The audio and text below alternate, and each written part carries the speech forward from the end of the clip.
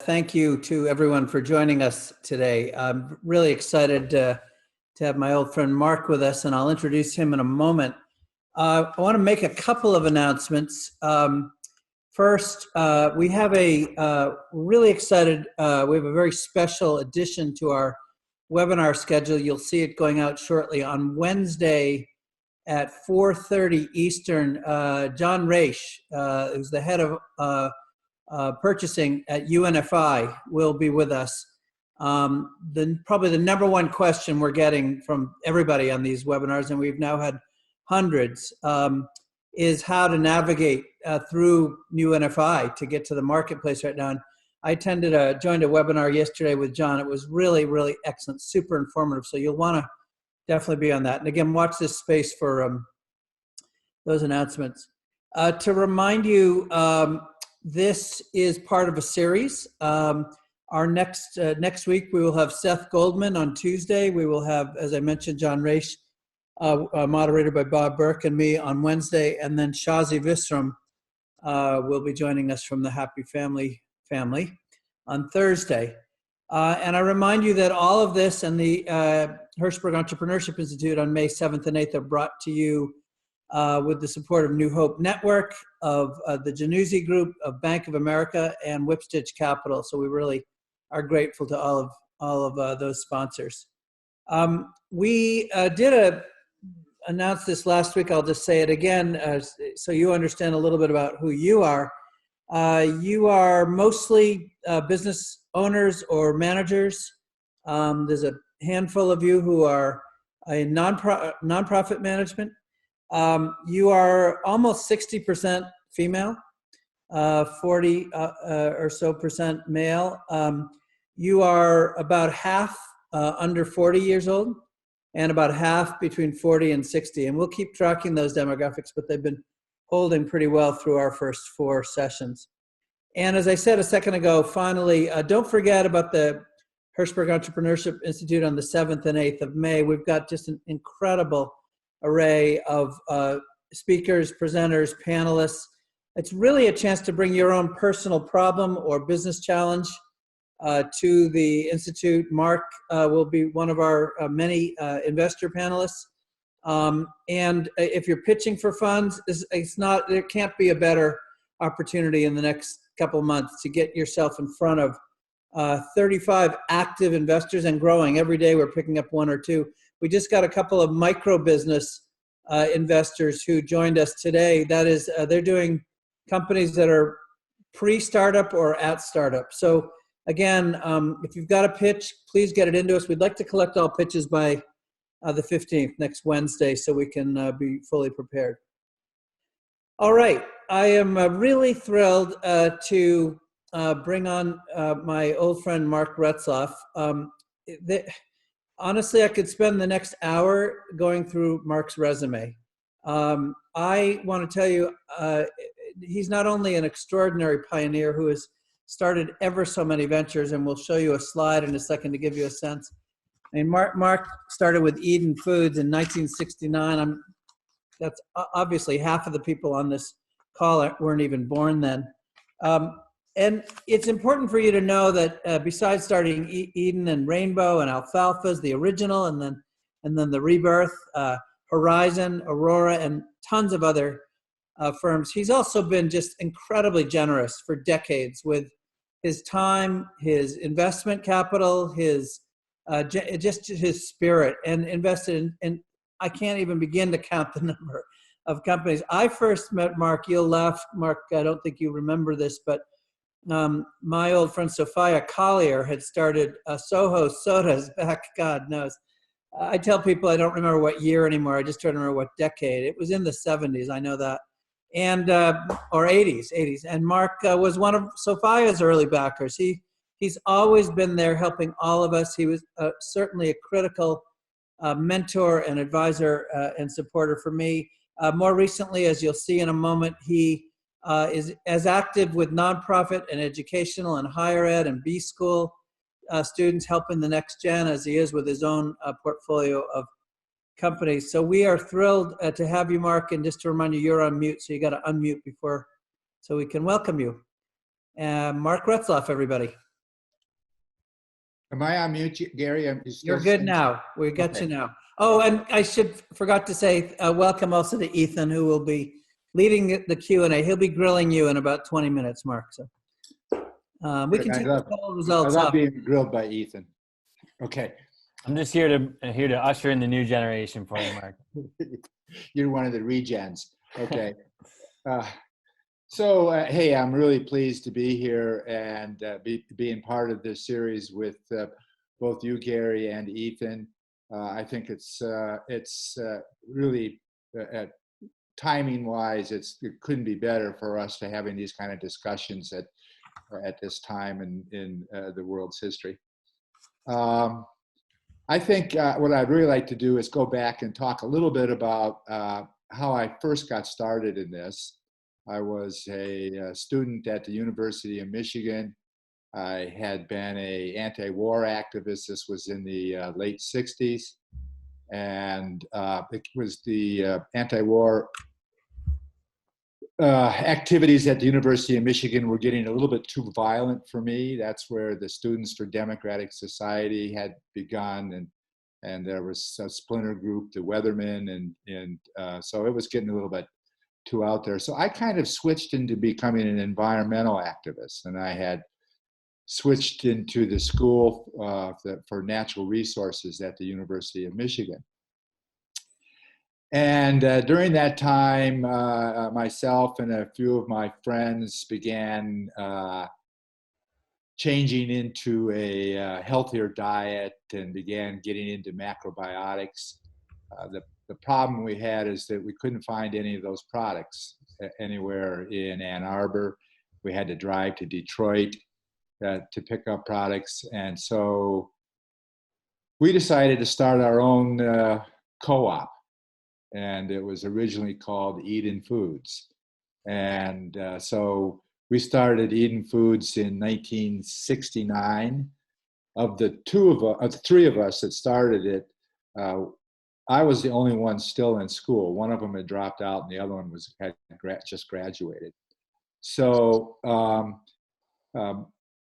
my job was to, because I was still a student, was to go out and visit with the farmers and the people who were producing and products for us. And I remember I was out at this farmer, Tom Vreeland, who lived just outside of Ann Arbor. That's where his farm was. And we were sitting at the kitchen table, and I was asking him if he would be willing to grow some navy beans, some white pastry flour, and some corn for us that we could use in making chapatis and tortillas. And I asked him if he could do it organic, and he kind of looked at me and he said, "What do you mean by organic?"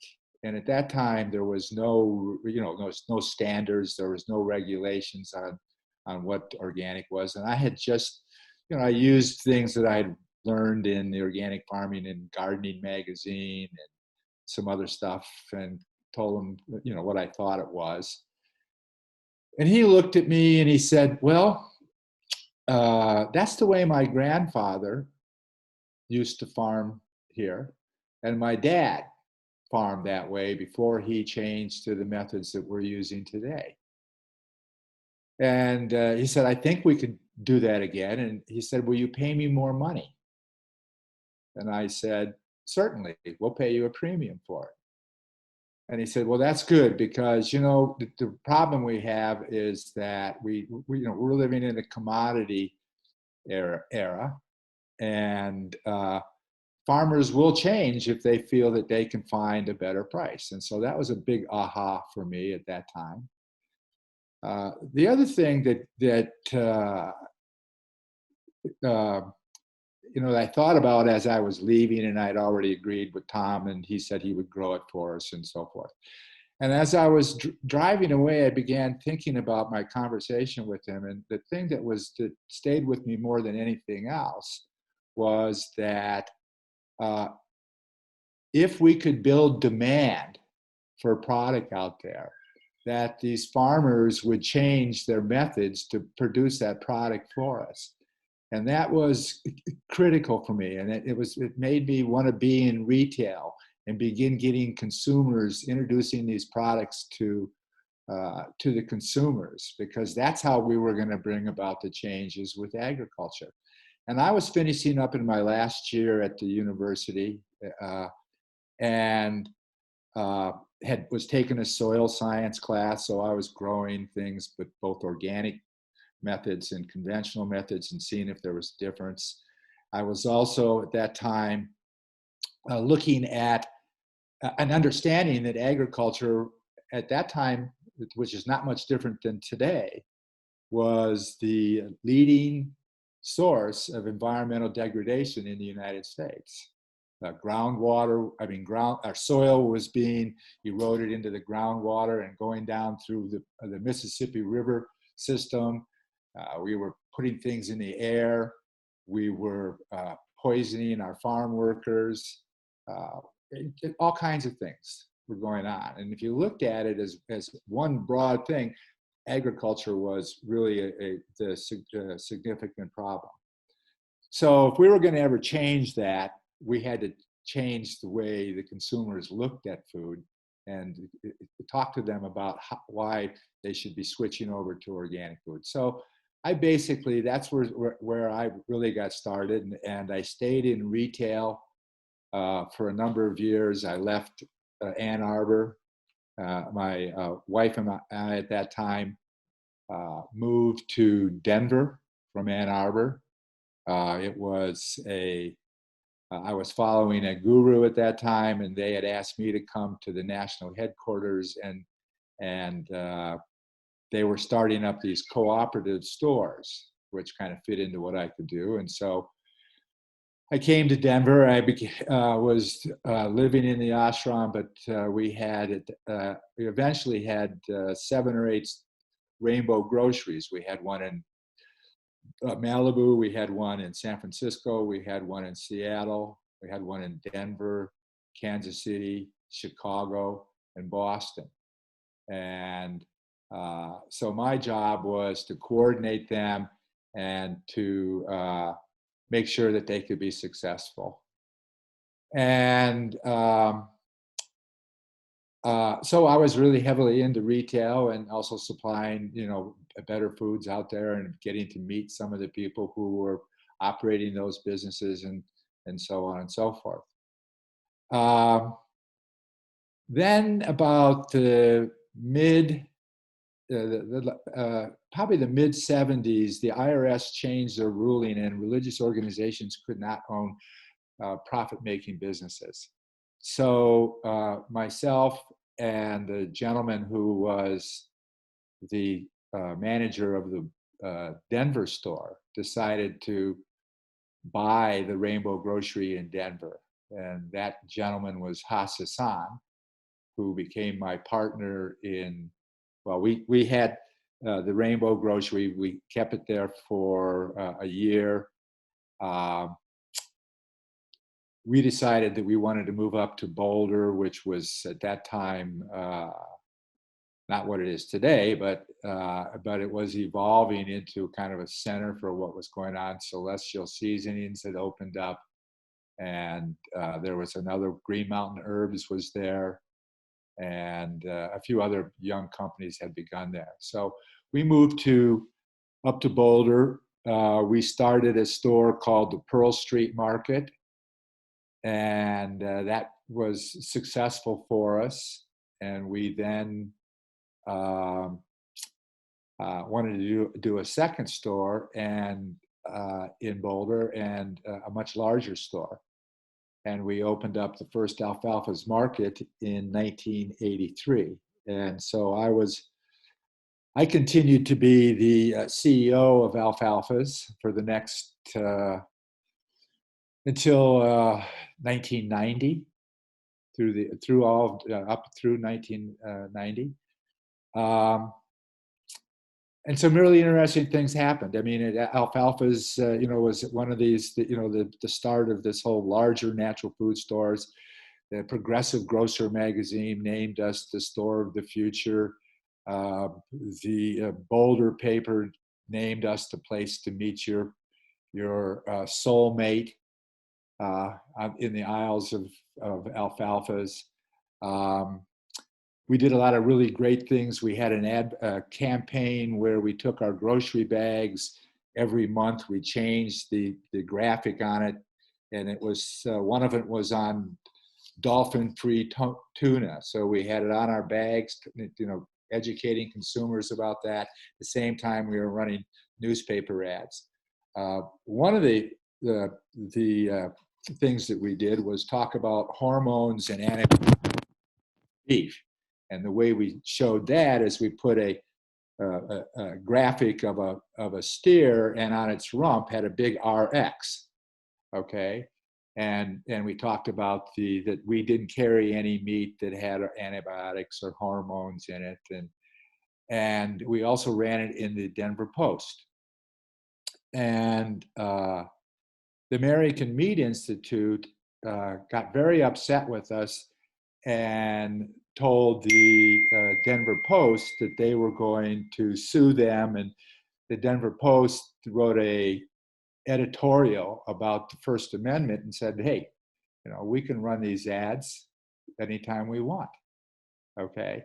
And they began taking on the American Meat Institute. We sat in the background watching this going on, and our sales was going bonkers in our meat department. And so the American Meat Institute, in one way, helped us drive the beef that we were selling. And at that time, we were selling Komen natural beef, and Mel Komen had been kind of the leader of the movement to natural beef production. So we were always very active in those times. I got to a point where one of the key people working with me had to take some time off for some family matters, and so I was doing both jobs at that time. And by the time I got finished after 6 months, I decided that it was time for me to look at doing something else. And during that time, I had become close friends with John Mackey at Whole Foods Market, and Sandy Gooch at Mrs. Gooch's, and Anthony Harnett at Bread and Circus, and Stan Amy up at Nature's Northwest. All these were kind of the leading retailers in the natural products industry in those parts of the country. And we used to get together a few times a year just to chat about what was going on. And in 1989, or 88 or 89, the 60 Minutes had come out with this story on Alar. And Alar was a chemical that they sprayed on apples so that they would all ripen at the same time. But it was dangerous. It was a dangerous chemical. And they were also spraying it, using it on salad bars to keep the salads from the ingredients there on the salad bar from wilting. So 60 Minutes made a big thing about it, and boy, we had consumers coming in all the time asking us for organic products.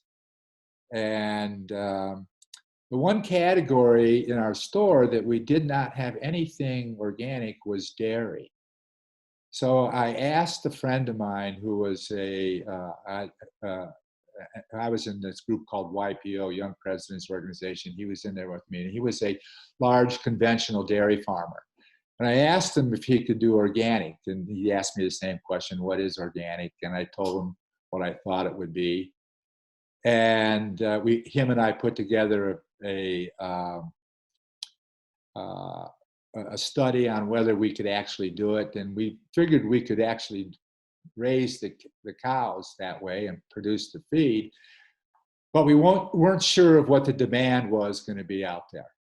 And so I kind of put that on the shelf, and because I'd also been asked by another guy named Tom Harding, who had started this organization called Agri-Systems USA or something along those lines. But at that time, there was some work being done in DC particularly in Senator Leahy's office, and on putting together some kind of a national organic standard. And at that time, we had 27 different state programs. All of them were a little different. We had consumers that were confused about what the standards there were. We had restrained trade. If I was bringing in things from California and our standard was different in Colorado, I couldn't bring those products in and call them organic unless I got them certified in Colorado. So, and since I was pushing and pulling back from what I was doing, Tom asked me if I would chair this group called the Organic Food Alliance that was being put together to help draft up this organic standard. And I had time to be able to do it, so I became the chairman of the Organic Food Alliance that spent the next year, probably half my time in Washington, D.C., working on getting the Organic Food Production Act passed. We also at that time started the Organic Trade Association.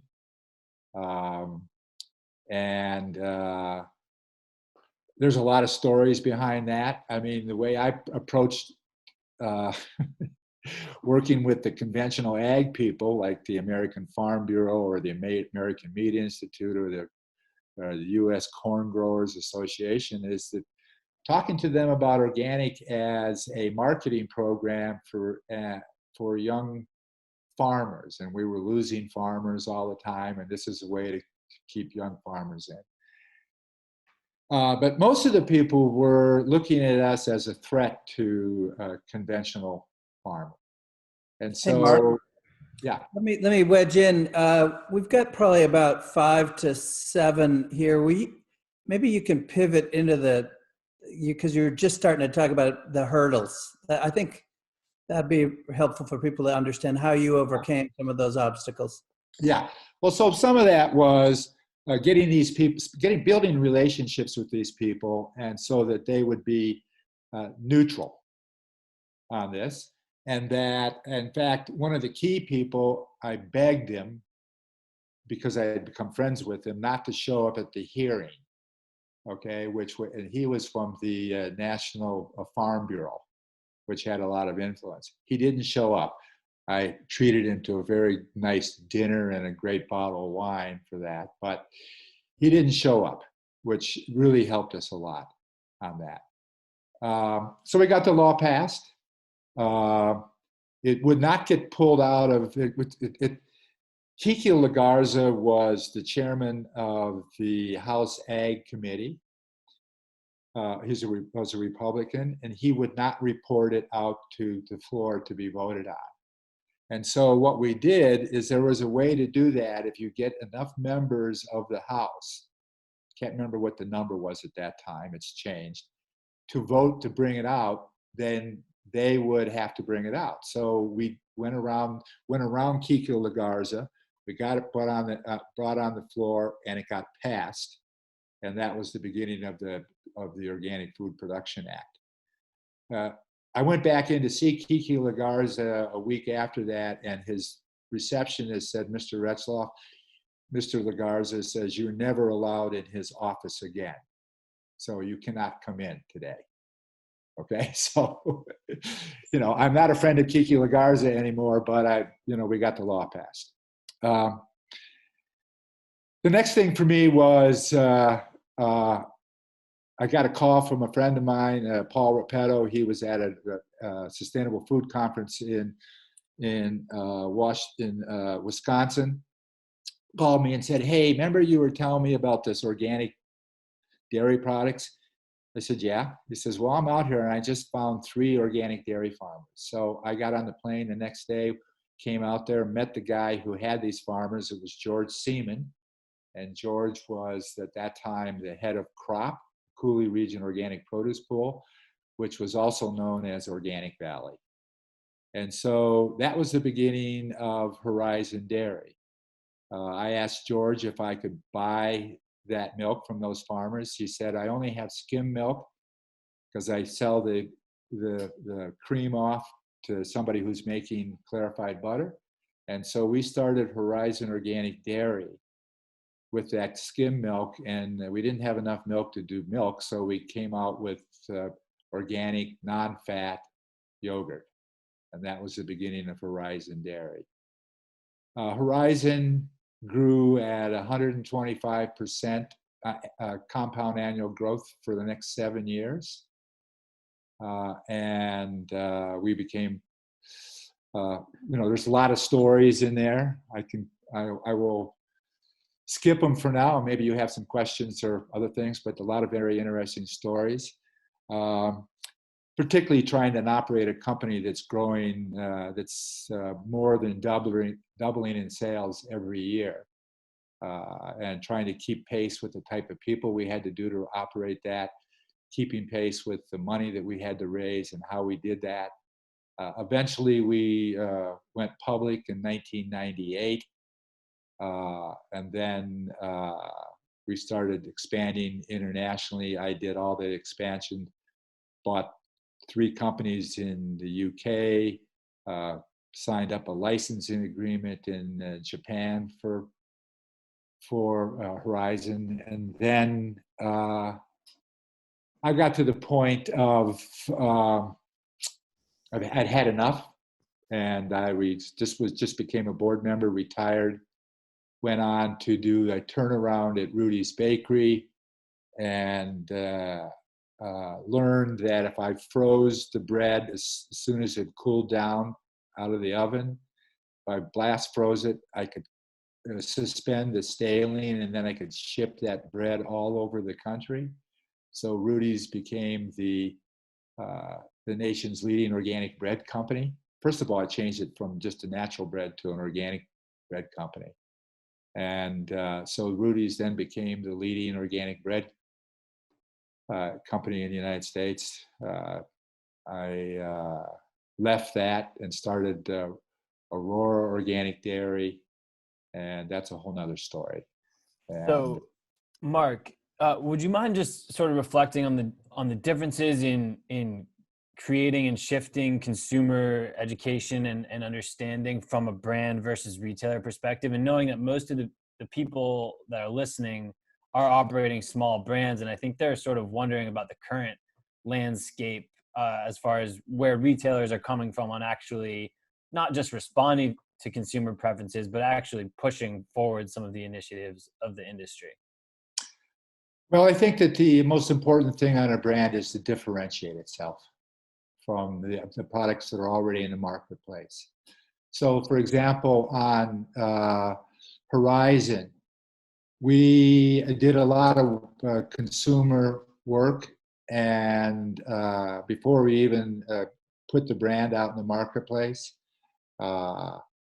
we found through our studies of them that there was really 3 things that were very motivating in dairy. One was no antibiotics, no hormones, and no pesticides. The challenge with milk is that it's the same color and looks the same as conventional milk. It tastes the same, okay, and it's in a similar kind of container and all those type of things. So we had to find something. So what we did, we found that those were very important for consumers in making a change. We had those 3 things. We called them our 3 no-nos. They ended up on all of our packages, every shelf tag, every piece of marketing we did, because we had to identify the difference between conventional and organic. It got to the point where organic milk got known as Horizon milk, similar to the way Kleenex is the name for facial tissue at that point. It was that pervasive of a brand out there for organic. And so we made sure that was what we were really talking to people about all the time. We also didn't have a lot of money, which young brands don't have. And so we felt that the best way for us to use whatever we were going to use out there was through PR. And so I had somebody that got me to, on the desk side, chats with the Chicago Tribune, the New York Times, the San Francisco Chronicle, the LA Times, talking about organic dairy, organic milk, and the organic industry. And let me drive this a tiny bit. Oh, sorry. Let me just drive this a tiny bit further, because I think Ethan's right. He's tracking with what a lot of people are asking. So, look at this screen in front of us, right? This amazing array of affiliations. And, knowing that a lot of the stories here, there is always this tension between do you go to where the market is, or do you take the market where it needs to go? And that's a pretty bold and pretentious thing to say to somebody who's literally on fumes, right? Like right now, a lot of our companies here are struggling and challenging, but there's this balancing act between demand orientation and then a supply case. You're clearly an example of a supply case. Nobody knew what organic even was when you started here. But be it as a retailer or as a brand, what's your advice for people about finding that balance? Well, there was a study that was done a number of years ago, and they took all these different seals or things that could be on consumer products. Okay. And of course, I was interested in the seals for organic and non-GMO and those type of things. But the seals that had the very largest recognition were things like the energy seal or the recycling seal, okay, where they had a seal, they had something that identified something else that they could that was embedded into that product. So I think that you have to be able to do that. You have to be looking at what's the trends, what's going on, what are people looking for, consumers looking for in your category of product, okay? And it's always, and that differentiation has to be meaningful. It has to make sure that you have to make sure that the consumer will use that in making a choice between your product and somebody else's product out there. Also, I also feel that names a lot of times are very important on products because they can actually help guide people to those products. If I looked at this whole list that's in front of me, that's in front of that many of you that you have out there posted, some of them are, evil burritos. That was evil was just love backwards, right. Okay. And I kept arguing with them on the board. Okay, you don't even say that to people, so they just look at it as evil burrito. They don't look at it as love burritos. Mm-hmm. Okay. You got part of it right, but you didn't put the letters correctly. Well, if you put the word immune on your package this week, you're going to kill it, right? Yeah, right. Well, look at traditional medicinals. The name fits what they do. It's the stuff that's been used for centuries and centuries and centuries. Okay? So, you just have to be able to think that through a bit. And it's not out of the question to change your name if you don't feel that it's really setting yourself apart from the people, the competitors that you have on the shelf out there. So if I could say this slightly differently, what you're saying, what I hear you saying is don't shroud yourself in mystery. Go at least be kind to the consumer, make it clear what you're doing, right? Exactly. Even as you're bringing an educational mission or new way of thinking to the table. Exactly. On that, packaging and the types of packaging that you use is also something that sends a message to the consumer out there. And in our category of products, people are looking for certainly looking for packaging that's recyclable, that doesn't use up, that's friendly in the environment.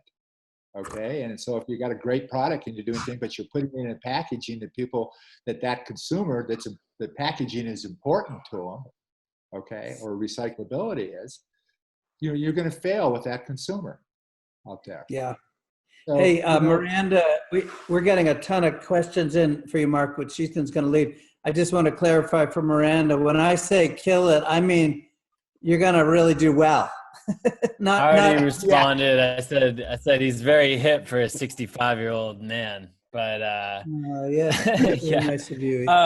So Mark, could you quickly reflect on? I mean, you've talked about a lot of the kind of initial challenges for the industry to even get up and running and challenging conventional grocery and conventional dairy farming, et cetera. What do you see right now for hurdles for the industry, given that there actually is now some momentum around some of these initiatives? Like, what do you see with the brands you work with as kind of like the primary general hurdles for our industry to keep pushing forward? Just like price point? Well, price point is always something out there. And I think that as we build scale and get a little bit larger, that comes down a bit on that. Okay. I think, hey, one of my biggest successes was at Aurora Dairy, and we don't have a brand. We just make private label for all the big retailers in the United States. So, but our goal was to make organic milk affordable and accessible to mainstream America. And that mission we've accomplished, because, we sell all the private label milk to Costco, Walmart, Target, Kroger, Safeway, all the Ahold houses, okay? And we're making it affordable. It's to mainstream America. So organic milk now is pretty ubiquitous throughout the entire North America today. And so is that the next phase for us, both from the brand and retail side, is affordability? I think affordability, or something that's reasonable and affordable. It doesn't have to be the same price as conventional. It has to be something that is not a step, to seem like it's a big step up on that.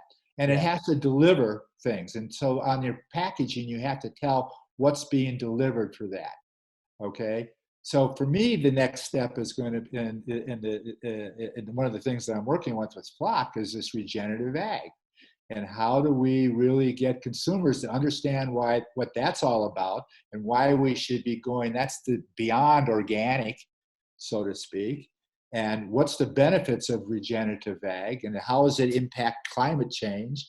And today we're seeing with this pandemic, we're seeing that people are having to change what they're doing in their personal lives.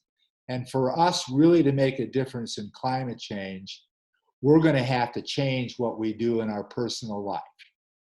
Okay, the type of products we buy, the type of things we do out there. Okay, if we're really going to be successful in bringing about climate change. And food and ag is responsible for, anywhere from, the numbers are anywhere from 25 to 35% of all carbon emissions out there. Yeah, and most of the questions we have coming in from the audience, I think, are around regenerative ag. So definitely, we're going to jump into that and talk about it in a minute. Do you just want to talk quickly about what you're doing now with Flock, and maybe some of the investments, and knowing again that it's a lot of early stage companies on here, sort of what you're generally looking for in entrepreneurs and early stage companies? Okay, well, Flock is about changing. Working across the food and ag value chains to advance the widespread adoption of regenerative production and consumption of food, and in that way helping, at least in the food and ag sector, reverse what's going on with their products and with climate change. That's what Flock is about. And we're doing it in 3 different ways. So, we're promoting that, part of it is getting consumers to change and understand what that's all about, and how they can make a difference in their decisions, and make a difference by how their decisions they make and the type of products that they buy. Okay. Another part is to seed and to expand the innovation. We're looking for game changers out there. And we're putting together an accelerator with Techstars, which is the number 1 accelerator organization in the world, to do one on regenerative ag and food. And so we're looking, we'll be doing that every year, at least once a year. And, we bring in, what we think are game-changing ideas into that accelerator. And the other one is also to begin building out the whole network of why this is important out there in the ag industry. So that's kind of what Flock is. That's what I'm doing today. We've got a lot of really great people who are involved in it, and I'd be happy if people want to, and you can send me that on this program today. I'll send stuff out to them about it on that. Okay, great. So we have, like I said, a number of questions kind of coming in around that. The first one is from Mark. Another Mark. He said, "Thank you, Mark. We've come a long way in regenerative organics. Do you feel these will continue as costs and retail prices continue to rise? And what is the breaking point for consumers to afford?" Well, I don't think that on regenerative, I don't see that. In fact, in the long run, I think that we may be able to do regenerative organic, and we're seeing organic costs coming down as we're building scale. So at least on the supply chain, okay. And so I think that could, we're going to continue to see that, because my hope is that we begin seeing more volume, and that exceeds more scales, that brings things down on that. And sorry, the second part is just about anything around regenerative ag standards as well. Okay. On the regenerative ag standards, the way I'm looking at that, we have regenerative organic standards, to be clear. Regenerative organic. We call it the ROS or RO, the regenerative organic standards. We're working with Rodale on that. We're working with NSF, which is also QAI, and we're working with also with Patagonia on helping put that together, and making sure that when that does get put together, it gets distributed out wide and far, and we talk to people. I'm working with a couple groups that are teaching farmers how to do regenerative ag. Okay, I'm working with groups at the University of Michigan, at the University of Colorado, and Colorado State University on training farmers and ranchers on regenerative ag. Yeah, because I think a lot of the brands in here are curious from the brand side how to get involved and how to even transition a brand that's already certified organic and be on the forefront of what I think a lot of people see as kind of one of the next pushes for. And let's just if Mark, I just want to be sure people are clear on something. So there is a standard out there for folks who are new to this or just checking in.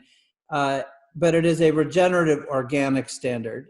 Regenerative is a word that Bob Rodale coined back when, a million years ago, and it's about a set of principles that you bring. And as Mark said, it's sort of being perceived as kind of organic plus. There's a standard that one can voluntarily adopt. It's not a legal standard yet. It's something that we in the industry have put together. Which isn't to say that one can't engage in more regenerative practices as an adjective, as a non-organic, but just to be clear, that's the state of things right now. Yeah, there's going to be, it's just like organic. There's going to be a continual producer transition. They're going to have to get the different certification program, assessment, training, and support, talent development in this. Alternative financing. I was working on the phone earlier today with a perennial fund for farmers that actually helps pay the costs of them transitioning to regenerative organic. Okay, and then for that 3 years of transition, banks typically don't fund farmers when they're in transition. They'll fund them when they're conventional, and they'll fund them when they're organic, but not during that transition period. Okay, which is really critical for them to get to that. So this perennial fund is being put together to help the farmers during that period. Okay, and then they get paid back when the farmer is already certified as regenerative organic. So there's all kinds of different things out there that are coming forward to help in that transition on the farms and ranches. What we have to do as a society is to get people to understand the value of purchasing these regenerative organic products and how the impact that it has on the climate change that we need to have happen out there. Okay, great. So our next question is from Madeline. Mark has been a retailer, a manufacturer, and a co-packer. I'm curious as to which was the hardest. I'll let him clarify if that means hardest to build / hardest to manage, etc. And then Madeline, thanks for drinking the ACV shots.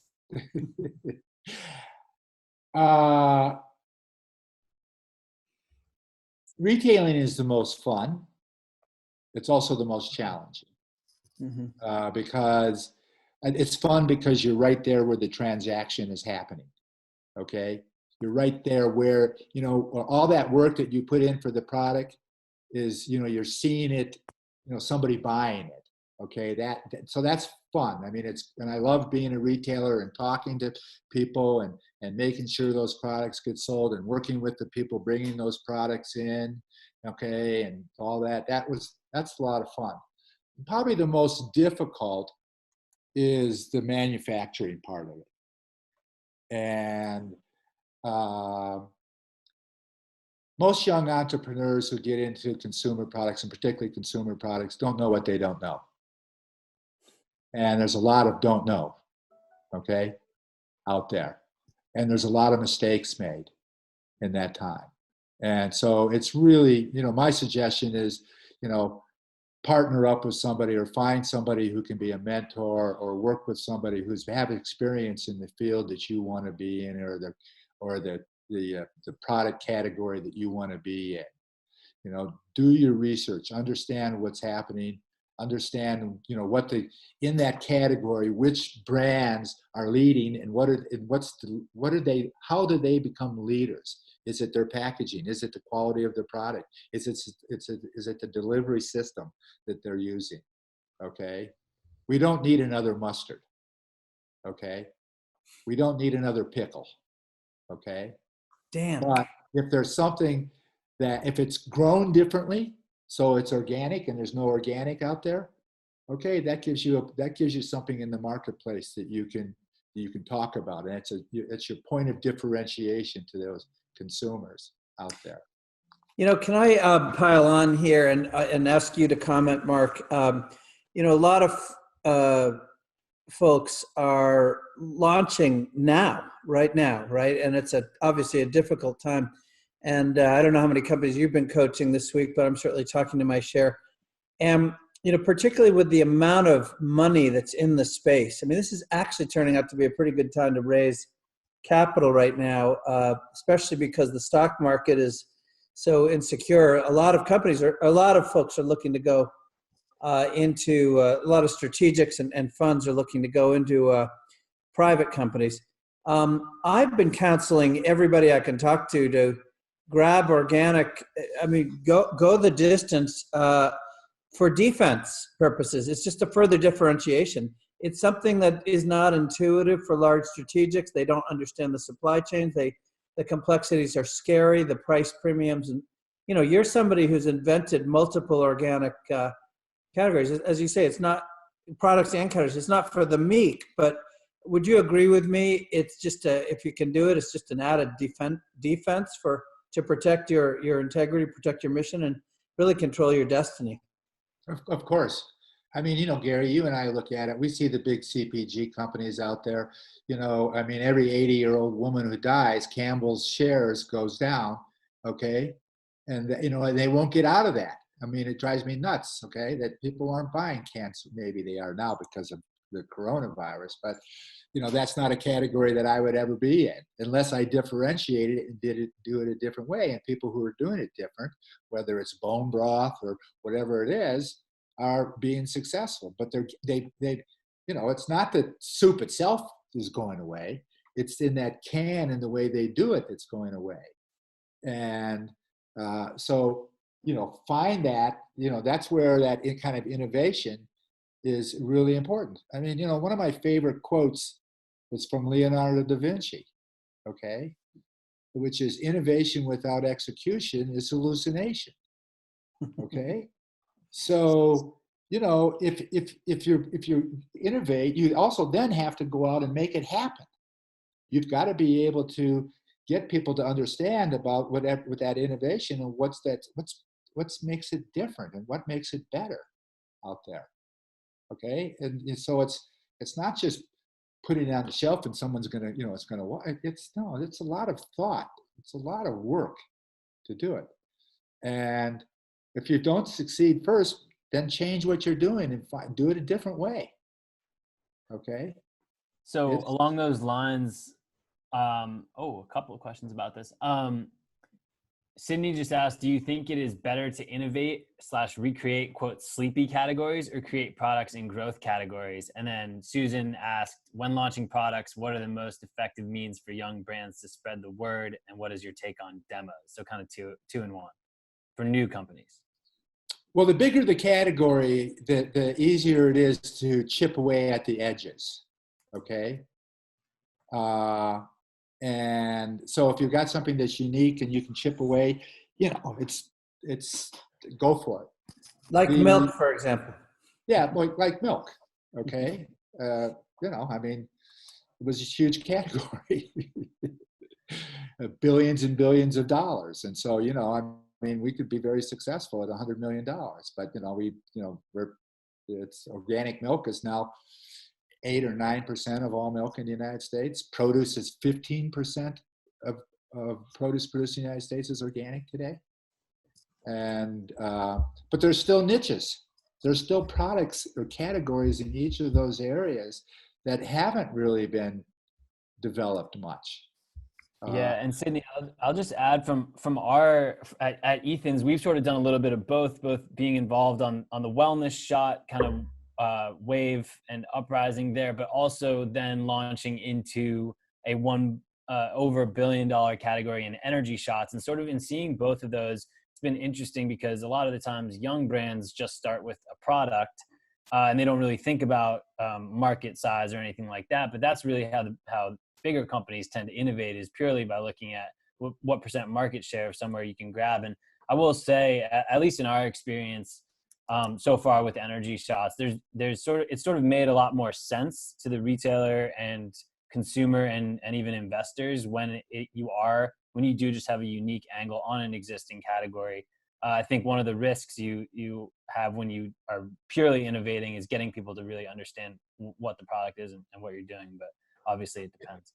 You know, Ethan, in your category, in that category, when you had those shots, you know, when they first came out, the problem at retail was that nobody in the refrigerated case wanted to have a shelf that was that small, the space, okay? And so, you know, you were in there with all this space that was kind of above the bottles, which, you know, retailers look at that and say, that's space that I'm not got product on. That's wasting. They got to be selling a certain amount to take up that many square inches. Yep. Okay, that's cubic inches. Yeah. Cubic inches. And so what ended up happening, though, as more people came out with shots and they're in that similar size, there's now a 4-foot section with shelves that are that closer together. So that category is now being identified to the consumer. So you got to think, you know, that's why I think it's always been helpful for me in the manufacturing and production side to come out of retail, because I understand the way retailers think about that space and so on and so forth. What's valuable? How much do they have to move in that few square inches that you have for you to stay on those shelves? Yeah, and thinking about your pitch from a retailer standpoint, I think is probably the most important addition that an entrepreneur can make in those early stages, because you obviously believe in your product and you can go in there selling it, but what does it add for them?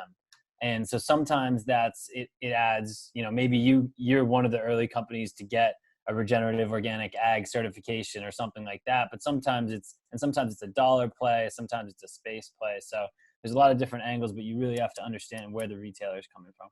And let me give you a little example about this, Ethan. You know, when we wanted to come out with single serve milk in Horizon. So we had these prism packs, okay, maybe 6 inches high, okay, and we know that, and it was aseptic, and we knew that we could, you know, you don't have to refrigerate it, you know, it's aseptic. So we did these consumer panels. We did 3 of these panels, large panels.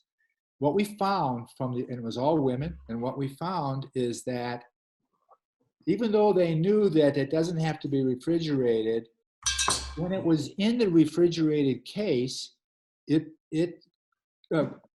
connected them with something that had a higher quality. Yeah. Because it had to be refrigerated. And of course, you know, so when we introduced it in the refrigerated case. Okay. Because that's what the panel said to us. Well, I remember we had been talking to Giant Eagle, and they had these big Giant Eagle, huge stores at that time. And they said, hey, we're going to try something.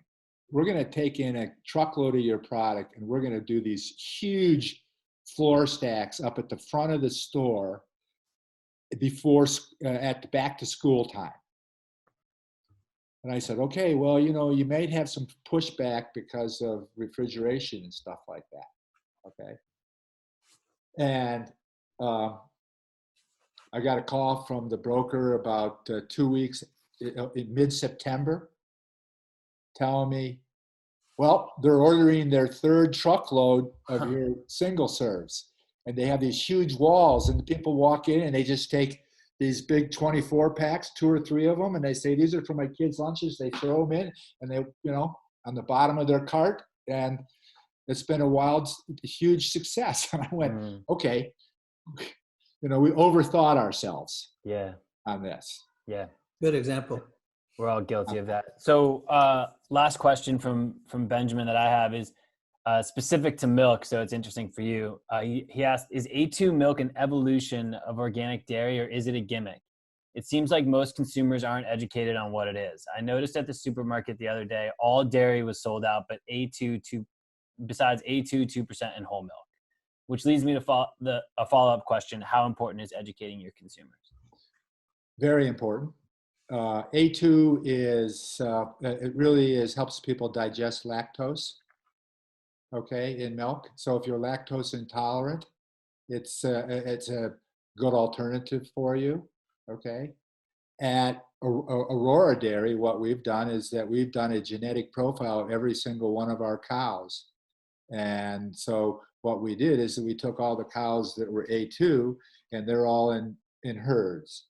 And all the other, you know, and so forth. If a retailer comes to us and says, hey, we'd like to have organic grass-fed A2 milk, we just say, okay, we've got these 2 or 3 herds, and we'll just take the milk from them, and that's what we'll sell to you. Okay. We're not seeing a tremendous amount of demand for it. And in fact, we've gotten no orders, but we still can produce A2 milk if somebody wants it. Okay. And you know, I'm shocked at how high they price it, because, you know, we would sell it at the same price that we're selling the A1 milk. Okay. All we did was just, you know, there's no difference. We just, you know, now we know which cows, you know, genetically are A2. Yeah. Mark, I want to go back, and I just want to encourage people, if you've got any last minute questions, get them in. We'll wrap soon, but try to get to them if you have them. I want to go back to something you opened with here about regenerative. I have my own views on this, but I'm curious. I think people will be curious about yours. How do we avoid the misuse of the term regenerative? You know, we watched, obviously, organic has had to always battle with the perception of the word natural, which you and I know has no meaning at all, and certainly no legal enforcement. We've seen, you know, all the other labels. We've seen non-GMO be a very effective competitive feature against organic because it suggests to the consumer almost organic. Most consumers are confused anyways, and most consumers certainly don't understand that organic is always non-GMO, which is how Organic Valley has been talking about it. And now we've got this new sort of darling, which is this word or regenerative. And as you've heard me multiple times on this call already say, I never use the word regenerative without the word organic. Right. To make sure, I mean, the only way to be truly regenerative is organic.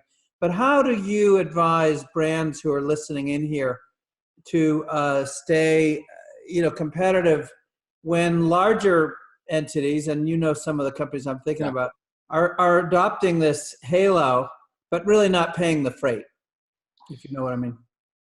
Yeah, I know. I mean, there's some big companies up in the north that still think that you can use glyphosate or Roundup and still be regenerative. Okay. And so I'm right there on, I'm in your camp 100%, Gary, on regenerative organic on that. I think what we have to do is that first of all, it has to be certified, but the other part of it is that what we're really trying to do with regenerative ag, besides, helping on the environment, this is about climate change. Okay. And this is about sequestering carbon in the soil. Okay. And so we got to be measuring that. Okay. It's just not saying I'm doing it this way, but if you're not measuring, if you're not determining building more carbon into your soil, okay, then we're not getting the impact that we want from this. Okay. And it's also about, how much, it's not just taking the carbon out by sequestering it, it's how much carbon that we use in producing the food. Mm-hmm. Okay, it's the kind of how we the fuel that goes into the tractors. Okay, it's the distribution systems that go on in that. Okay, so your answer is more transparency, more explanation, trying to help people understand and measuring that carbon, measuring the carbon that's going in on that farm. Okay, and we're saying that, okay, I mean, if you look at somebody like Gabe Brown, he's up to, almost 8.5%, 9% carbon in his soil because he's been doing it for 10 years and he's doing the right stuff. Yeah. And he's getting unbelievable yields and he's getting all of his neighbors trying to duplicate what he's doing. Yeah. Okay? Yeah. Because he's making more per acre than any of the conventional farmers nearby. So measuring is sort of having a there as opposed to just a word. Yeah. And I'm tracking with you. And Annika here asks a question that she also, someone earlier had asked about, just when launching new products, what are the most effective means for young brands to spread the word? And I do think this commentary that you're making here is on that point. I mean, I'll just say, Annika, for me, and hear what Mark and Ethan have to say about this. And I'll say this for Stonyfield, the most effective thing we've been doing the last 10 years is using influencers, bloggers, third-party folks. It's one thing when we speak, people expect us to be selling and, proud of our product. But when you get third-party folks, especially, most of the food influencers we bring onto the farms tend to be women, but women, moms who were really formerly uneducated about some of these differentiations or confused about the labels. And you get them there talking to the farmer who is, as Mark said, measuring. So a farmer can get out and show a clump of soil and say, this is what this means at scale. Having third-party influencers has been immensely powerful for us. And frankly, it's a whole lot more cost effective. And frankly, advertising as a purchasing influence is diminished anyways. What do you guys? Yeah, and I'll just qualify that by obviously just saying that influencers is sort of a broad term, and he's not talking about somebody who just is a pay for an Instagram post. These are people who actually they and their audience care about specific issues. So in this case, it's organic agriculture, to the point that they will actually go and visit the farms. But that outreach is not taken for granted. I mean, you have to kind of curate who you're talking to, and because they know who they're talking to. And so people who are actually interested in organics will pay attention to some of these things, and that's how you build loyalty. Exactly. And it comes off of, again, right at the point that Mark's talking about, right at the point where the product is being grown, where you can really understand the fundamental difference that you then build your brand on. Mark? You got to make sure your products work too. Yeah. I mean, whatever you say about it, it better deliver. You know, I mean, I work for, you know, been on the board at Traditional Medicinals for 15 years, and their products work. Okay. I mean, we've got over 2 million followers now on at Traditional Medicinals, and you know, because the products work, and we spend a lot of time talking to people about that they work. Yeah. And then we have a lot of testimonials from our consumers telling other people, hey, this stuff worked. Whether Yes. it's mother's milk or, I mean, it's great when you have Throat Coat, and Bonnie Raitt on every concert out there has her thermos with her Throat Coat, and just about every one she tells people this is Throat Coat that Yes. I'm using. I mean, that helps. Indeed. It's because the product works. And so, you know, that's, you know, probably my biggest concern is that a lot of people get into this, or some of the big CPGs get into it. It's not for the right reasons. They get into it because they see it's, you know, a place to make money. Yeah. Well, you know, our consumers, that's not what they're looking for. They're looking for stuff that's going to help them be healthy, to help them perform at a different level. Okay. Yeah. If they need something for energy, then, you know, they have to feel that. You can't just say that it gives it to you. They have to feel it. Well, so listen, Sarah, and this is a great place to end with this question because it's sort of bundling all of this together. Sarah says, you mentioned that we as a society need to educate the consumer on the value of purchasing sustainable products. Do you think the lack of nationwide adoption is a price or a sentiment issue? And how do you advise brands that want to serve the masses but maintain their responsible practices, which cause them to sell at a higher price point? I'll just quickly comment and let you guys take us home here before we have a few final announcements. You know, to me, that functionality, that word of mouth thing, I mean, loyalty is the most powerful purchase influence there is. Hearing about your product from someone else who you respect is so much more important than a fake celebrity ad, you know, an Instagram post, et cetera. And I do want to coach people, particularly at this moment, as I'm seeing it with so many companies. You know, if you have a product that, like Mark said, is really delivering, is really functional, now is a time to, if you can, to donate products to help people in need. You know, Orgain right now is providing Orgain shakes to healthcare workers on the front lines all over America as an immune boost, as something, a healthy nutritional thing on the fly in institutions where there may not be healthy foods. Ethan and a bunch of the Boulder companies have gotten together and put kits together that they're donating to people in need with a whole array. It's an excellent opportunity to get trial. And you know, I could give you a dozen examples, but the reality is that you don't necessarily have to surrender to this idea that I've got to go out and advertise. I think loyalty building, especially at a time of crisis, is a serious opportunity for all of us. Mark, Ethan, any last comments from you? Well said. I think, Gary, what you're really talking about is the heart, you know, it's the soul behind this whole industry that we're involved in here in the organic and natural products industry. And, you know, that is, you know, that's something that, you know, it goes unsaid an awful lot out there. But these are people that, you know, they're really putting together these products that this is because they're trying to do the right stuff. They're trying to do the right thing out there. Yeah. Okay. And that's what we need in this world more and more and more. And we also have to, you know, I think what we're learning, which is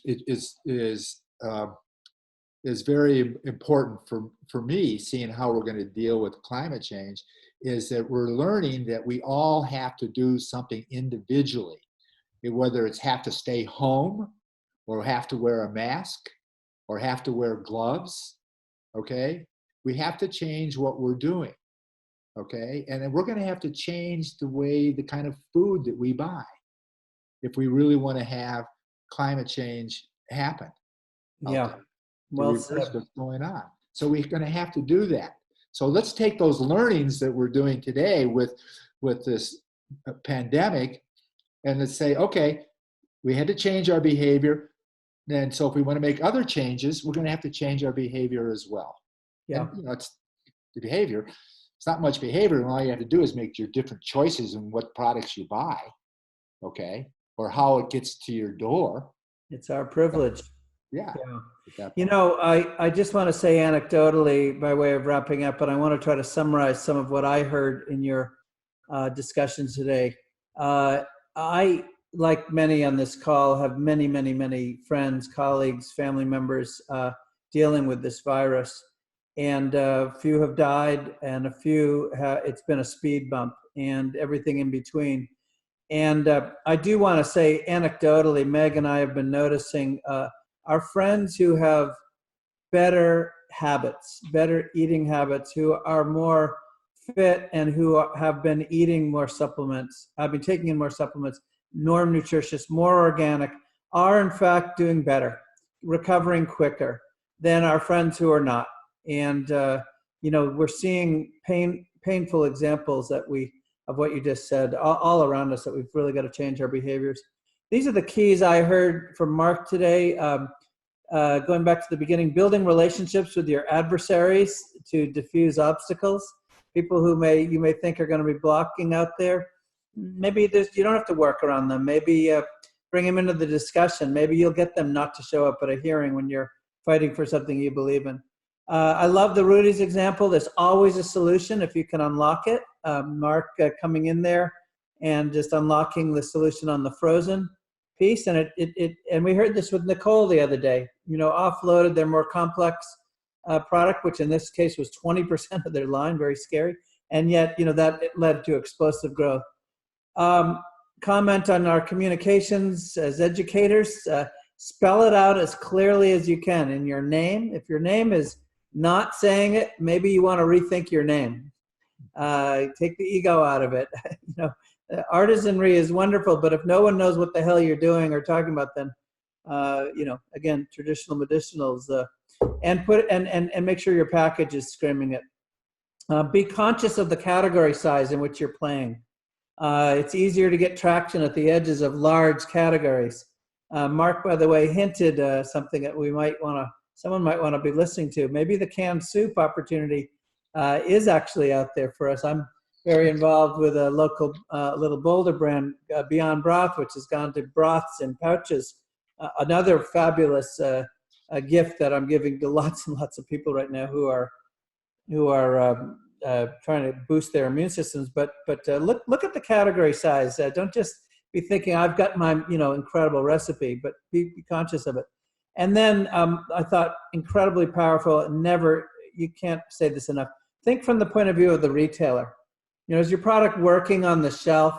Are you making it easy for them, or are you creating an obstacle? Because that's just shooting yourself in the foot. So, Mark, thank you for joining us today. We really appreciate the time and the wisdom and all that you do for our industry and our planet. Ethan, thank you for once again for joining us, and Julie and Carlene. And let me again close by reminding you all, next week we have 3 webinars. Seth Goldman will be on Tuesday, speaking about honest tea and beyond meat. On Wednesday, we have this newly added program with John Raish, moderated by Bob Burke and me. And this is an opportunity to get your questions asked. I can tell you, John's going to have about 10 minutes of prepared remarks.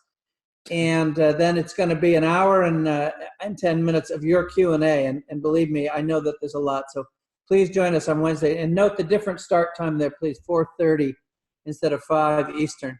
And then on Thursday, Shazi Visram, the founder and chair of Happy Family, chairmom of Happy Family, and now she has a new company, Healthy Nest, will be with us. And lastly, like I said before, and again, invoking Mark as we go out here, We do have this wonderful 2-day institute. It's now only $50 thanks to our sponsors. I can't imagine a better spend of $50. And again, no one's profiting from that. This is a nonprofit. But you look at the panelists. We've got the experts, the gray hairs, the folks with lots of scars like Mark and me here.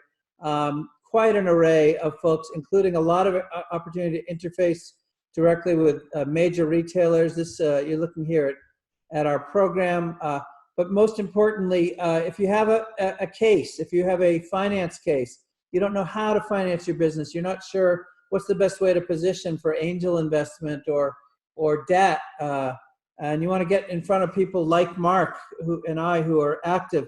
Again, wonderful array of finance mentors here. Or if you have a positioning your brand story, questions about e-com, or what some of Mark's advice here. Is my name working? Is my package working? Please submit those cases to us by Wednesday.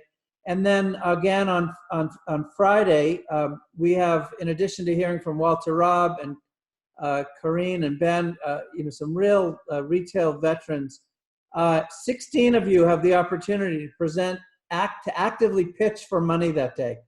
And as I've said, we've got folks ready to invest $25,000, and we've got folks ready to invest 10 and 20 million, and everything in between. Mark, again, will be part of this really all-star panel, so I hope you'll join us. Again, thank you all so much for joining us. Thank you again, Mark, and stay safe, everybody. We'll see you next week. Bye-bye.